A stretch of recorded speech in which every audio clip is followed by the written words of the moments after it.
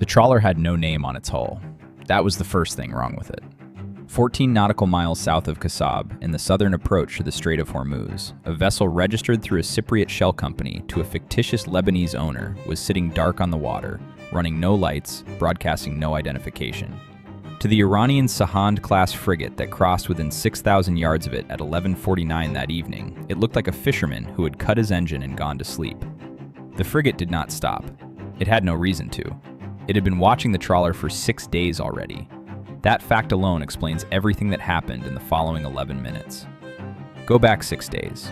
A dinner table at the Palace of Versailles, the kind of setting that makes agreements look more durable than they are.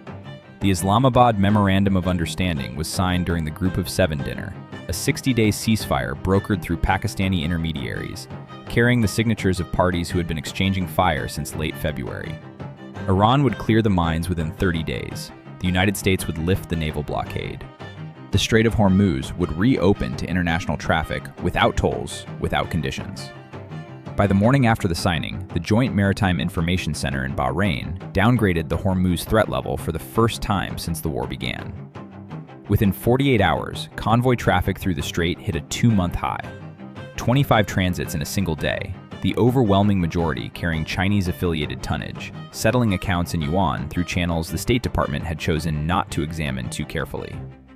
That was what was visible. What no intelligence service publicly reported was that on the night of June 12th, 5 days before the signing, an Israeli SAR 6-class corvette had quietly put a 14-meter civilian-registered trawler into the water off the Omani coast. The vessel carried a complete passive emissions intercept suite. Its crew of 6 Israeli operators had one assignment: spend the next 6 days mapping every Iranian coastal anti-ship missile radar between Bandar Abbas and Jask, identifying each Bavar 373 fire control signature, and feeding the resulting targeting catalog to the United States 5th Fleet through a Mossad liaison cell embedded at Naval Support Activity, Bahrain. The operation had no official existence. The trawler had no official name. Officially, the corvette that launched it was conducting routine exercises in international waters. The logic was straightforward. If Iran broke the memorandum and the United States Navy found itself defending a convoy under fire, the USS Higgins would already have a complete preloaded solution against the entire Iranian coastal radar network. Every acquisition radar, every fire control site, every Ghadir-class submarine pen from Bandar Abbas to Jask, mapped and cataloged and ready before the first lock-on. The plan was clean. The problem was that Iran had been listening to the trawler for the entire 6 days. Not jamming it, not sinking it, listening. Every frequency the trawler's intercept suite operated on, Iran logged as compromised. Every radar signature the Israeli operators captured, Tehran noted and set aside. And on the night the convoy entered the strait, Iran quietly shifted its entire coastal fire control network to a new frequency band, activated 14 Bavar 373 batteries simultaneously, and waited. At 11:47 in the evening, on the bridge of the USS Higgins, Commander Daniel Reyes was watching his Spy 6 radar paint a picture that looked like the beginning of a strike. 14 simultaneous radar lock-ons from the Iranian coast. Every vessel in the 12-ship convoy acquired. 11 minutes to launch window. The Mark 41 vertical launch cells were already cycling. 12 SM-6s ready, 16 SM-2 Block 3 Bravos in reserve, 8 evolved Sea Sparrow missiles for terminal defense. 2 miles ahead, the Liberia-flagged Hai Long Star, a 320-meter supertanker carrying 2 million barrels of Saudi crude bound for Ningbo, sat squarely in the center of the kill box. At 11:52, the Aegis combat system flagged something. 41% of the resident threat library did not match the active emissions in the strait. The Iranian batteries locking onto the convoy were operating on frequencies that had shifted since the Israeli operators mapped them. The targeting data Reyes was holding was 6 days old.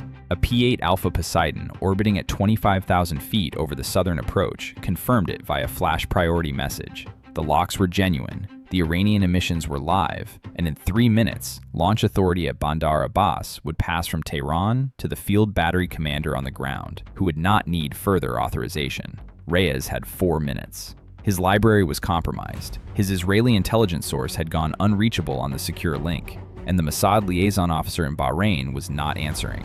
What none of that picture included was what had happened at 11:46, 60 seconds before the trawler's commander made the decision to scuttle the intercept array and run silent. The Sahand-class frigate that passed within 6,000 yards of the trawler at 11:49 had not been on any patrol pattern in the previous 11 days. The moment its course resolved on the trawler's passive sensors, the Israeli commander made a call that was correct for the survival of his crew and technically catastrophic for the convoy. He ordered an emergency emissions blackout and triggered the scuttling sequence on the array. But before the array went dark, in the 14 seconds between the order and the blackout, the trawler transmitted a burst package on a frequency the Iranians did not know existed. It was not a distress call. Here is what the Iranians had not accounted for. The trawler's operators had been running 2 libraries in parallel for 6 days.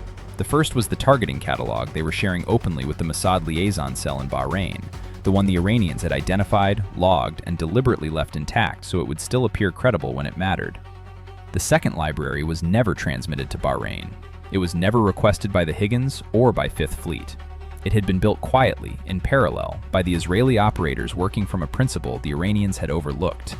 Every time an Iranian coastal listening post activated a search radar to monitor the trawler's emissions, that radar revealed its own precise position, its operating frequency, and its exact electronic signature. Iran had spent 6 days cataloging what Israel was collecting. Israel had spent the same 6 days cataloging where Iran was listening from. The coastal posts the Islamic Revolutionary Guard Corps believed were passive, undetectable, and invisible had been mapping themselves into Israeli targeting files every time they turned on a receiver to watch the trawler work. The burst package transmitted at 11:46 was that second library, Library Beta. It contained the precise grid coordinates of every Iranian coastal listening site that had touched the trawler's emissions over 6 days, including the 3 command nodes at Bandar Abbas, Jask, and Sirik that were at that moment coordinating the convoy intercept. 23 seconds after the burst transmission cleared, the array went dark and the trawler drifted silent on the water. Inside the Higgins Combat Information Center, Library Beta arrived and resolved against the Aegis system in under a minute. Reyes did not need the corrupted main library. He had never needed it. The better intelligence was already there, built from frequencies Iran had chosen to use, from radars Iran had chosen to activate, in positions Iran believed were safe. At 11:55, Reyes transmitted Library Beta to 2 assets the Iranians had not included in their planning. The first was the USS Indiana, a Virginia-class submarine that had transited submerged into the Gulf of Oman approach 4 nights earlier. Her Tomahawk Block 5 loadout had been pre-programmed against generic coastal targets. Library Beta gave her 31 specific, time-sensitive, geographically precise coordinates. The second was a flight of 4 FA-18 Echo Super Hornets from the Carrier Strike Group operating 600 miles east in the Arabian Sea, already airborne, already configured with AGM-158 Charlie anti-ship missiles in emitter-seek terminal mode. The Iranian coastal commander at Bandar Abbas made a decision that will be reconstructed in military classrooms for years. To ensure the salvo would hit, he ordered every Bavar 373 in the network to switch to active radar mode and finalize the locks. Every radar that went active was already in Library Beta. Every emitter that reached out toward the convoy lit itself up against coordinates that had been waiting for it. The Indiana fired 16 Tomahawks in 90 seconds. The Super Hornets released 8 standoff missiles from beyond Iranian sensor range. The Higgins did not fire a single SM-6. By 11:59, the Iranian coastal anti-ship network had ceased to function as an integrated system. 16 Bavar 373 fire control radars destroyed. 11 Syad-3 launchers destroyed. The 3 command nodes at Bandar Abbas, Jask, and Sirik destroyed. The field commander at Bandar Abbas survived. His command authority did not. Tehran relieved him before sunrise. The Hailong Star continued through the strait at flank speed and reached Ningbo 6 days later. By every official measure, the strait remained open. By every official measure, the United States had won. Tehran's response came through the Pakistani back channel at 4:30 in the morning local time. One sentence: the Strait of Hormuz was with immediate effect declared open. No conditions, no tolls, no reference to Lebanon. Washington's response was 3 words passed through the same channel: we have recordings. No press conference followed from either side. Beijing's diplomatic channel went silent for 19 hours, and when it reopened, the subject was not the Hailong Star. It was whether any future Chinese-affiliated vessel transiting the strait could be considered to be operating under American protection, and on what terms. Beijing has not received a clear answer. It has not received one since. The SAR 6-class corvette that launched the trawler was photographed 2 days later at Haifa, repainting its hull number. The trawler itself was not photographed. Its 6 operators, drifting without propulsion propulsion in international waters 14 miles south of Kasab were not recovered by Israel. They were not recovered by the United States. An Omani patrol vessel arrived at 6:47 the following morning, brought the operators ashore, and returned them to Israeli custody through a channel that has never been formally described. Oman has not commented. Israel has not commented, the United States has not commented, and in the space of those three non-statements is the actual shape of what the Strait witnessed that night. What Iran lost was not a radar network, or a battery of coastal missiles, or a field commander. What Iran lost was the assumption that its covert maritime listening architecture was invisible. Every signals intelligence outpost, every submarine pen, every drone control bunker that had activated a radar emitter to track the trawler over those 6 days was now on a targeting list inside a building at Naval Support Activity, Bahrain. Tehran understood this within hours of the strike. The closure that had been sustained for weeks dissolved in a single sentence at 4:30 in the morning, without a press conference, without a public statement, without any acknowledgement that anything had happened at all. What the United States gained was measurable and immediate. What Israel gained is harder to price. The Mossad liaison cell in Bahrain passed library beta to the United States Navy under conditions that will never appear in any official record, which means the United States acted on Israeli intelligence to defend an American convoy escorting a Chinese tanker, and that debt has not been settled in any currency anyone has named publicly. The question of what that favor is worth, and when Israel decides to spend it, is not a question that was answered in the Strait that night. It is the question the next phase of every negotiation in that region is quietly being conducted around. Most people, when they think about intelligence operations, imagine the moment of the strike, the missiles in the air, the radars going dark, the field commander losing his authority before sunrise. That part is clean. That part has a timestamp and a body count and a diplomatic sentence delivered through a back channel at 4:30 in the morning. What does not have a timestamp is the question of who holds the receipt. Iran built a trap using 6 days of careful, patient, methodical collection. Israel spent the same 6 days photographing the trap from inside it.